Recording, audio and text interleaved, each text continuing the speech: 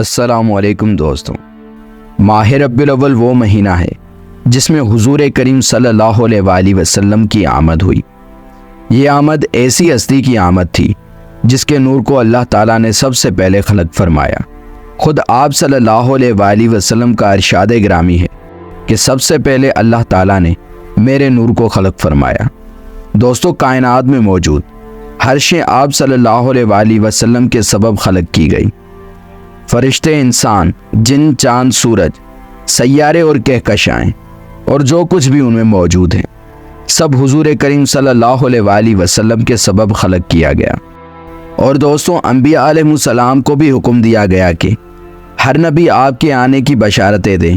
اور آسمانی کتابوں میں بھی آپ صلی اللہ علیہ وآلہ وسلم کی آمد کا پہلے ہی اعلان کر دیا گیا تھا، جیسا کہ پچھلے ویڈیوز میں ہم بیان کر چکے ہیں، جس کا لنک ڈسکرپشن میں ہے۔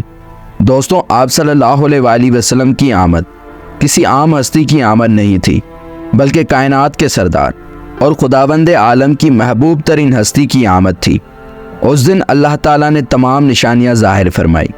جن کے بابت انبیاء علیہ السلام اپنی امتوں کو بیان کر چکے تھے، اور جو آسمانی کتابوں میں بھی بتائی گئی تھیں، اور حیرت انگیز واقعات رونما ہونا شروع ہو گئے تاکہ جن و بشر جان لیں کہ سب کا نجات دہندہ آ چکا ہے۔ دوستوں، آپ صلی اللہ علیہ وآلہ وسلم کی آمد پر کئی بادشاہ اور سلطنتوں نے اور ان میں بسنے والے جن و بشر نے حیرت انگیز واقعات کا مشاہدہ کیا۔ آپ صلی اللہ علیہ وآلہ وسلم کی آمد کے وقت آسمان سے غیبی آواز آئی کہ حق آ گیا اور باطل مٹ گیا، اور باطل تو مٹ جانے والی ہی چیز ہے۔ دوستوں، اس آواز کے بعد زلزلہ آنا شروع ہوا، اور دنیا میں جہاں بھی بت موجود تھے وہ گرنے شروع ہوئے،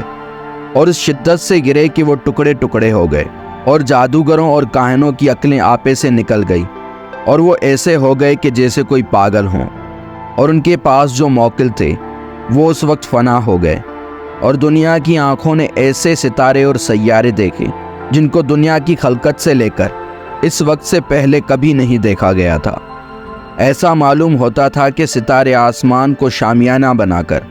اور خود کو روشن کر کے آپ صلی اللہ علیہ وآلہ وسلم کی آمد کی خوشی میں جھوم رہے ہیں۔ دوستوں، اس کے بعد فارس کے ایک شہر کاشان کی ایک جھیل جو کئی سو سالوں سے بہتی آ رہی تھی، اس جھیل کی کئی صدیوں سے عبادت کی جا رہی تھی، وہ جھیل اس وقت سوکھ گئی۔ ایسا لگتا تھا کہ اس جھیل میں کبھی پانی ہی موجود نہیں تھا، اور اس کے مقابل شام کی ایک وادی ساوا میں کئی ہزار سال سے سوکھی پڑی ہوئی جھیل پانی سے مکمل طور پر بھر گئی، جیسے کہ یہ جھیل کبھی سوکھی ہی نہیں تھی۔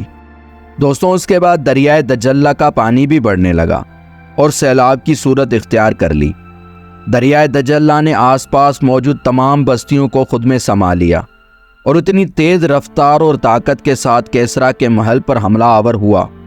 کہ اس کو کھنڈر میں تبدیل کر کے پھر خاموش ہو گیا۔ جیسے ہی دجلہ نے خاموشی اختیار کی، پھر ایسا زلزلہ آیا کہ ایوان کسرا کے 14 کنگرے زمین پر منہ کے بل گر پڑے، اور تاکہ کیسرا شگافتہ ہو گیا، اور فارس والوں نے دیکھا کہ جو آگ مسلسل 1000 سال سے جل رہی تھی وہ اسی وقت بجھ گئی۔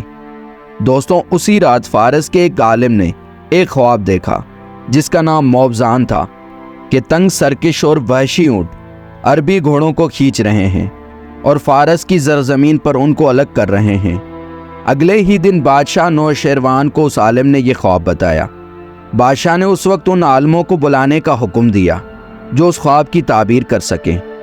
جب وہ عالم آئے اور ان کو مکمل خواب بتایا گیا تو وہ لوگ خواب کی تعبیر بیان کرنے سے خاموش ہو گئے اور کہنے لگے کہ اے بادشاہ، اس کی تعبیر ہم سے نہ ہو سکے گی۔ پھر جب بادشاہ نوشیروان نے ان کا یہ عذر سنا تو بادشاہ نے ایک قاصد کے ذریعے ہرا کے گورنر نعمان بن منظر کو یہ پیغام بھیجا کہ ہمارے عالم نے ایک عجیب و غریب خواب دیکھا ہے، اور ہم اس خواب کی جلد ہی تعبیر چاہتے ہیں، تو کسی ایسے عقل مند اور ہوشیار شخص کو میرے پاس بھیج دیں جو اس خواب کی اطمینان بخش تعبیر دے کر مجھے مطمئن کر سکے۔ دوستوں، نعمان بن منظر نے بادشاہ کے جواب میں عبد المسیح بن عمرو الغشانی کو بھیجا جو خوابوں کی تعبیر میں بہت ہوشیار تھا۔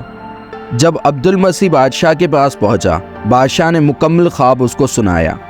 عبد المسیح کافی وقت تک اس خواب پر غور کرتا رہا مگر وہ بھی ناکام رہا اور بادشاہ کے سامنے عرض کرنے لگا کہ اس خواب کی تعبیر میری طاقت سے باہر ہے، مگر میں ایک ایسے شخص کو ضرور جانتا ہوں جو اس خواب کی مکمل تعبیر بیان کر سکتا ہے، اور اس کا نام پورے شام ملک میں مشہور ہے، جس کا نام سکے کاہن ہے۔ وہی اس خواب کی صحیح تعبیر بیان کر سکتا ہے۔ بادشاہ نوشیروان نے عبد المسیح کو حکم دیا کہ وہ فوراً شام چلا جائے۔ عبد المسیح اسی وقت نکل پڑا اور جلد ہی شام کے شہر دمشق میں آ پہنچا، اور عبد المسیح کاہن سے اس وقت ملا جب وہ کاہن موت کے قریب تھا۔ عبد المسیح نے جلدی ہی چیخ کر کاہن کے کان میں خواب سنا دیا۔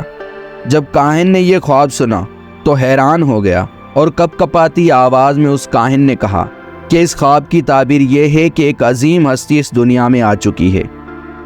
جب نوشیروان کی نسل کے 14 بادشاہ حکومت کر لیں گے تو یہ ملک اس خاندان سے نکل جائے گا، اور یہ کہہ کے وہ کاہن مر گیا۔ دوستوں، یہ تھے وہ واقعات جو آپ صلی اللہ علیہ وآلہ وسلم کی آمد پر پوری دنیا میں رونما ہوئے۔